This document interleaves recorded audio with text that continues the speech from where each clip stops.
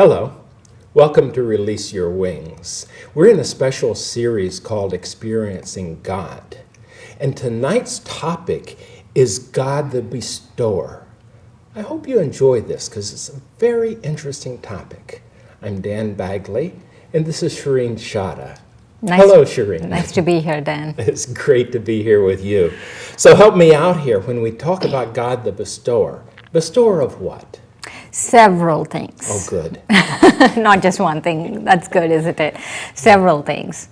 He bestows liberation. Mm-hmm. He bestows liberation in life. He bestows... Talk to me about liberation now. What does that mean, bestowing liberation? Remember at one point we spoke about the home. Mm-hmm. And so when we talk about liberation is that souls go home. Uh-huh. That we liberate ourselves from this cycle on earth. From the birth-death cycle, then there's another step up. We go home, and so and that is peace. So liberation is liberation, we receive peace. And then there's liberation in life, where in our BK understanding that earth goes through ages, and we are in the worst age right now, which we call the Iron Age. And in the beginning, it was Golden Age. And so liberation in life is when we live in the Golden Age, where everything is beautiful. I won't get into that now. Okay. But that's liberation in life. And then he bestows divine insight, divine wisdom, which is insight. Vision, divine visions. He bestows visions. He bestows blessings. He bestows fortune. Wow, there's so much here. Happiness? Happiness. Happiness is important. Yes, he bestows happiness. Okay, well, talk to me about happiness. That sounds like a wonderful way to kick off and get going on this one. For me, I feel that the bestower of happiness happens when he takes the curse of our vices away. That my happiness lies in me getting rid of my vices. Because my sorrow comes from me living in the vices. And so so that's what he does, is he comes and removes the vices. So we need to touch on what the vices are, and it isn't, now it would include what drives need for alcohol or various things, but it's not specifically that so much as our thinking. Like anger or greed, subtle anger too, which if you talk about thinking like dislike and jealousy, all of those are also vices. Lust or greed for something, attachment to something, all of those are the vices I'm talking about. So within the sorrow question here, and as the giver of happiness, some people have got to ask, well, how do bad things happen to good people? Talk to me about that. Hurricanes, for example. War. Interesting, because our understanding is that we reap the reward of our actions. And collectively, for example, hurricanes is very different from bad things happening to good people on an individual basis. Hurricanes is collectively we are experiencing sorrow. And God cannot be blamed for those things because we reap the reward of our actions. And collectively, humanity has created karmas with nature. We have misused nature, we have overused nature, we've used it where it was not necessary, and now it's showing its force. And so that's why we are experiencing those, but it is our creation that we have done that. And in terms of also, individually also, we reap the reward of our actions. Maybe not in this life, maybe in another life, or maybe in this life. That somewhere, shape or form, I've given sorrow and I receive sorrow back. There are no innocent bystanders, really. There are no victims, just volunteers by our own karma? Yes. Oh, that's just scary. Does that mean if I'm living in an area... No, actually it's very liberating because I can change my karmas. I can change my thinking, I can liberate myself, I can connect with God and get out of that victim mode. In victim mode, it's just, there is no power in it. Yeah. So when I decide that I'm a victim, then I've given away my power. Exactly. And so what God comes and does is he not only bestows happiness, but he also tells us this is the reward of your action. Got it. So on things like if I'm in San Francisco and there's a huge earthquake, part of that is not everybody gets the same problem, but I'm still in a natural disaster. Is that right? That maybe was brought on by various karmas with matter. Got it.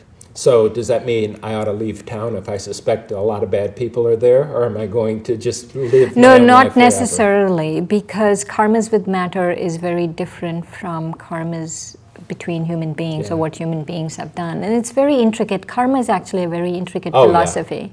Well, of what you're saying may seem a little strange to some people, but I have to look at, well, the easy, less political one is Haiti, and how by burning off all the forests, it promotes more of the flooding and the problems. And when the earthquake came and hit and shook up things, the way the whole infrastructure was designed did not have as much resilience as, say, Japan, which had a much worse earthquake. So part of that, I don't want to put a moral judgment on it, but part of it is what I hear you saying, and that is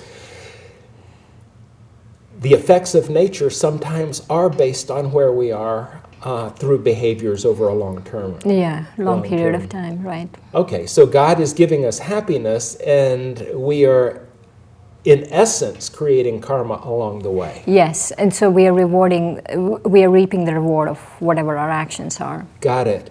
What about fortune, one of the things that God bestows? Talk to me about that. Fortune really is wonderful. It's my favorite topic, because, and I was waiting for you to finish off Haiti so you can come. So we can get to fortune. Oh, we can get to fortune.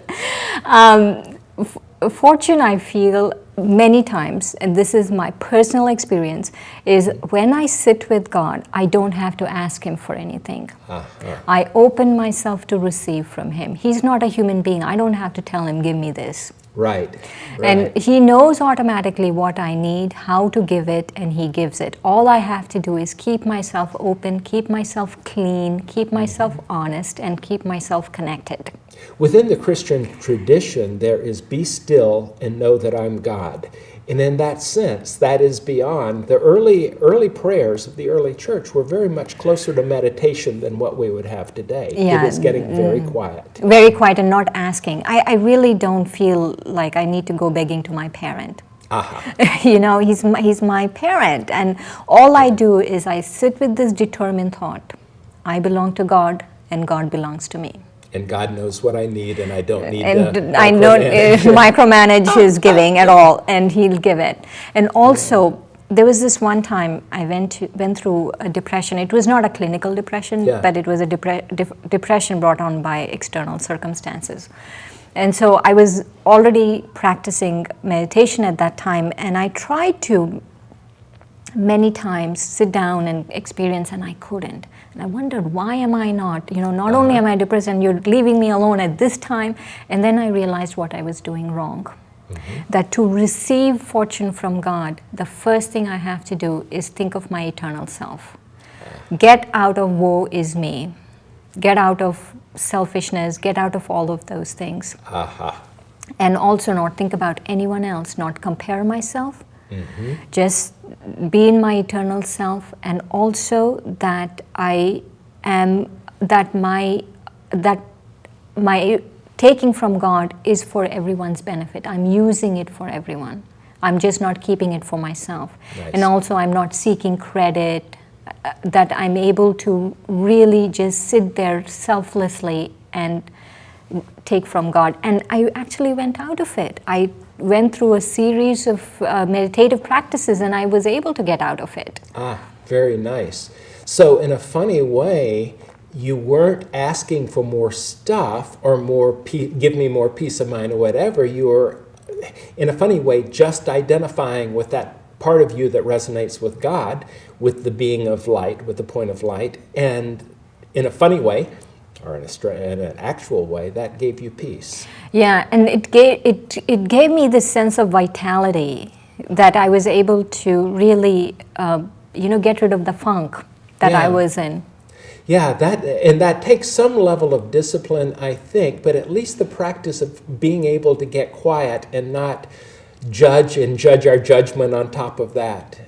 Right, and comparison is a big thing. Ooh. Jealousy is a big thing, and so we have to really. When I'm sitting in my eternal self, and all of these thoughts are there, there's no way I'm going to receive fortune from God. There's no way I'm going, even if I sit in meditation, maybe I'll receive a drop from the ocean. Yeah. But it'll just be a drop.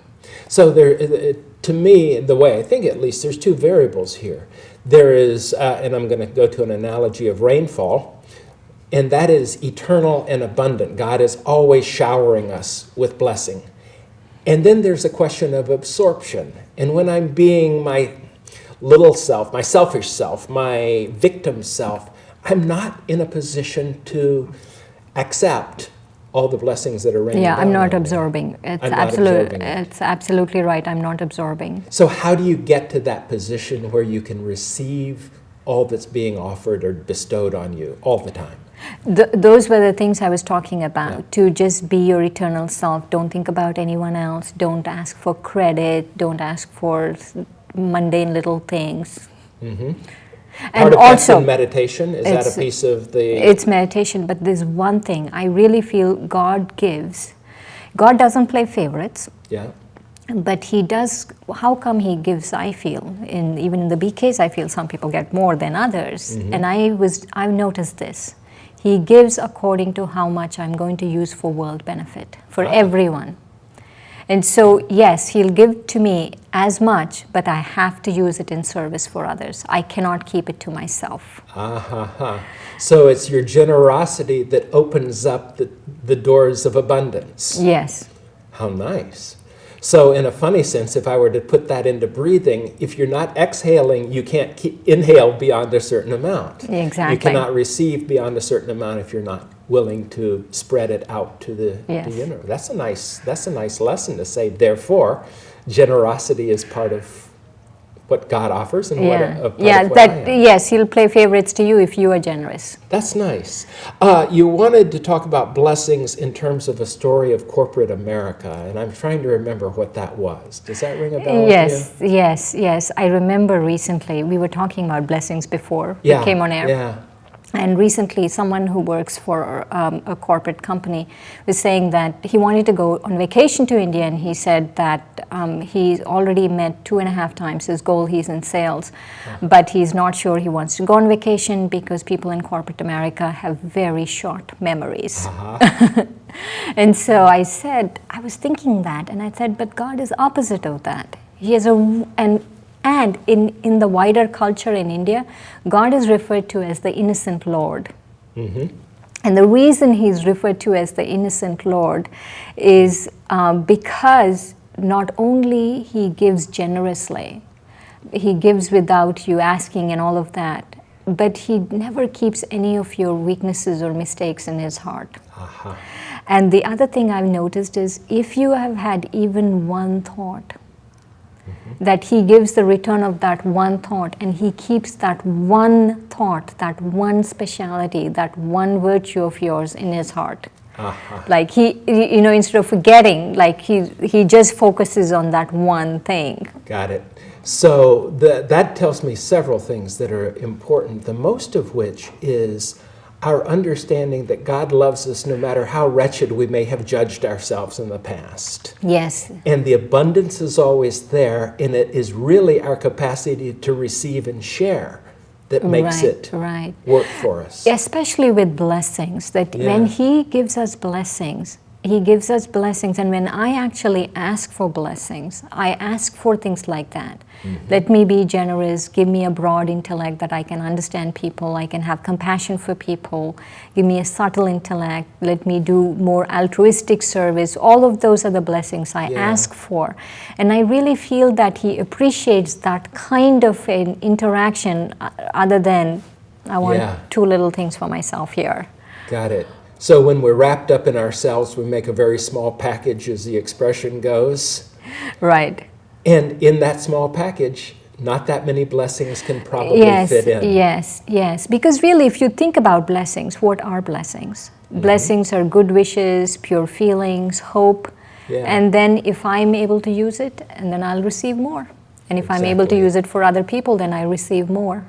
Very nice. Thank you, Shireen. I've learned something tonight. And I hope this has helped you too, no matter what time of day you're paying attention to us.